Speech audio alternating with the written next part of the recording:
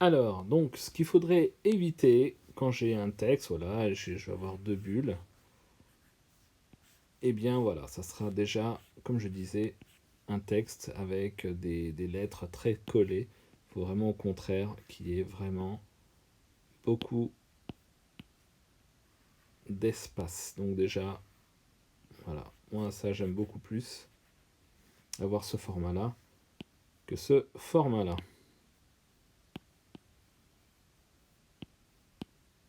Je mets du rouge, voilà, ça j'aime pas du tout. Donc ça c'est la première règle. Ensuite, la deuxième, hmm, ça va être d'avoir un... Oh, excusez-moi, je vais éviter, je vais recommencer aussi. Voilà. Ensuite, deuxième règle, éviter d'avoir un texte, une bulle qui vraiment, on va dire, est un peu envahissante. Une bulle, pardon, une bulle envahissante, c'est pas génial. Ou alors, une variante de ce problème-là, ça va être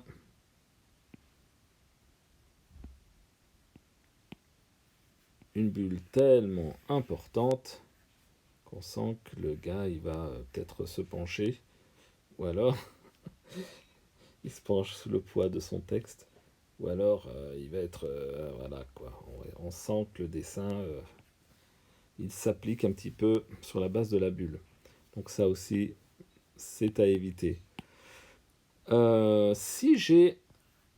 Pardon, je peux reprendre mon dessin. Si j'ai vraiment beaucoup de texte, eh bien, pourquoi pas, je peux me permettre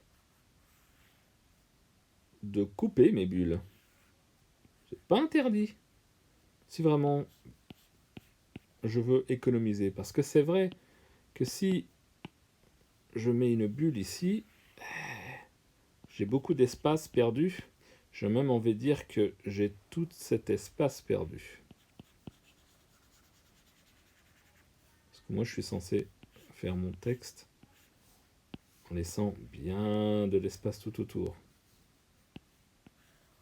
Donc, cette solution peut être très confortable dans certains cas.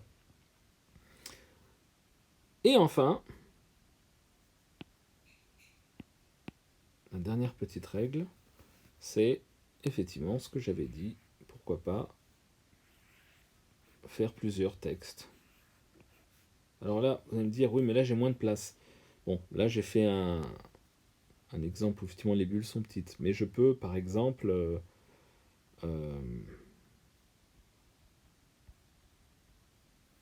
décider d'avoir ma bulle. Et puis pourquoi pas rajouter un deuxième texte ici. Ça reste encore aéré.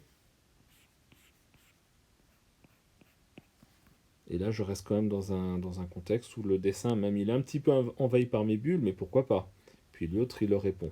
Alors par contre, tiens, si je fais ça, la lecture que normale, enfin que vont se faire les gens, excusez-moi, ça va être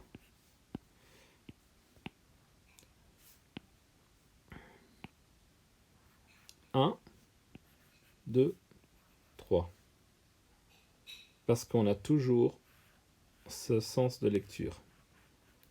De la gauche vers la droite et de haut en bas. Donc si vous voulez que cette bulle soit lue avant, dans ce cas-là,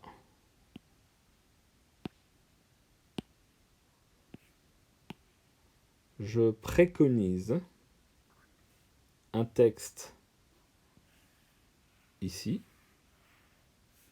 un deuxième texte ici. Alors, c'est pas interdit de faire ça aussi, plutôt que ça et ça. Je peux implicitement dire ça et ça. Si je veux que mon sens de lecture soit 1, 2, la troisième bulle, je vais éviter de la mettre vraiment collée ici. Je vais plutôt la mettre ici. Alors si j'ai besoin d'espace, bon ben je vais devoir changer un petit peu ma mise en page de mes deux personnages.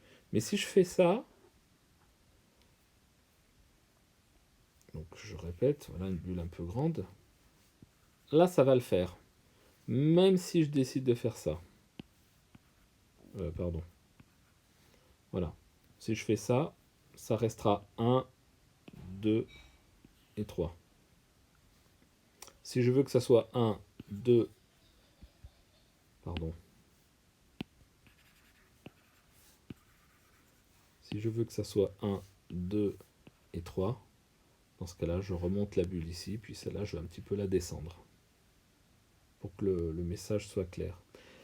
Si je dois partager en deux bulles, et on a le droit de le faire, hein, je peux dire que si là je veux présenter que les deux personnages sont en train de parler, eh bien je veux émettre les bulles l'espace que j'ai. Si je veux déjà un dialogue, bon bah ok, j'en mets deux. Et puis la suivante, j'ai beaucoup de texte, bon bah pourquoi pas.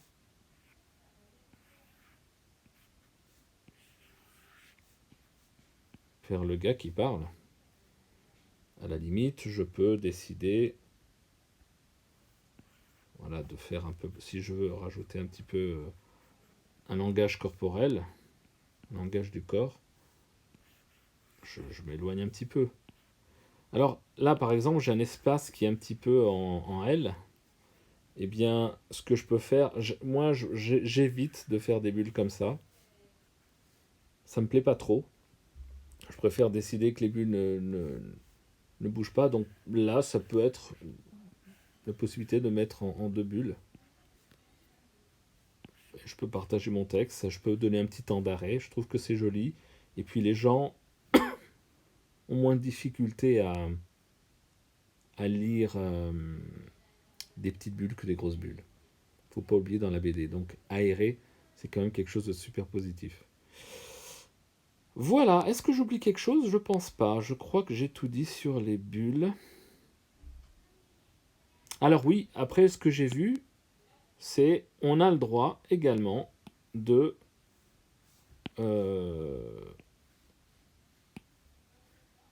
on a le droit effectivement de sortir un petit peu des bulles.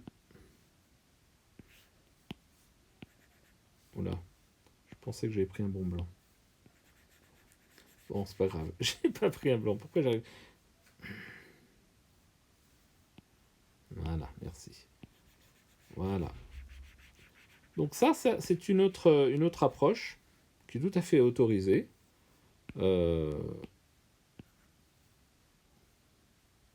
Moi, en général, après ça dépend vraiment de votre planche, mais c'est vrai que si on a des bulles qui s'entrechevauchent, c'est bien. Il faut quand même ne pas trop exagérer. Moi, j'éviterais une bulle qui fait comme ça, quoi. Parce que sinon, l'autre, il va se dire tu permets, s'il te plaît?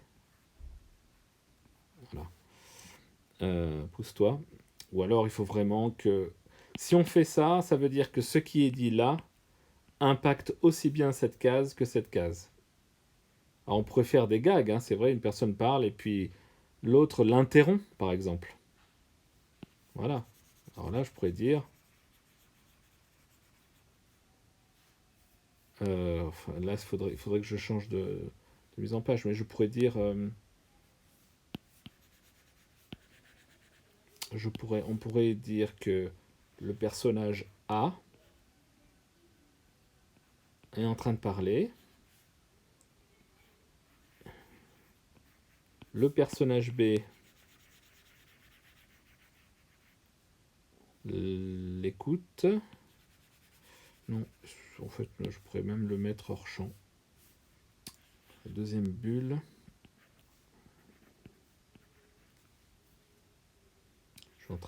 J'improvise un petit peu. Mais je suis en train de voir si ça pourrait marcher. La personne parle et l'autre y répond. Oh, à la limite, on pourrait même ne pas le mettre.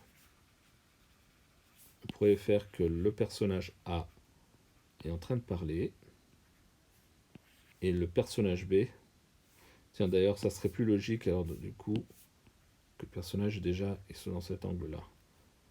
Parce que tu sais, patati patata. Et l'autre, il dit non, je t'attends, je t'arrête tout de suite là. Et le fait de dire je t'arrête tout de suite, ça pourrait marcher, que ça empiète aussi sur la case. Il ne faut pas oublier que l'évolution des cases a aussi une connotation temporelle. Donc, si je fais partir un texte avant, ça sous-entend que je commence à parler alors que je suis encore dans ce plan-là, quoi. Donc ça pourrait marcher aussi. Bon voilà, on peut grignoter. Après, c'est vrai qu'après il y a l'art de la mise en page dans un comme dans plutôt le manga. Et donc on peut faire des bulles qui peuvent avoir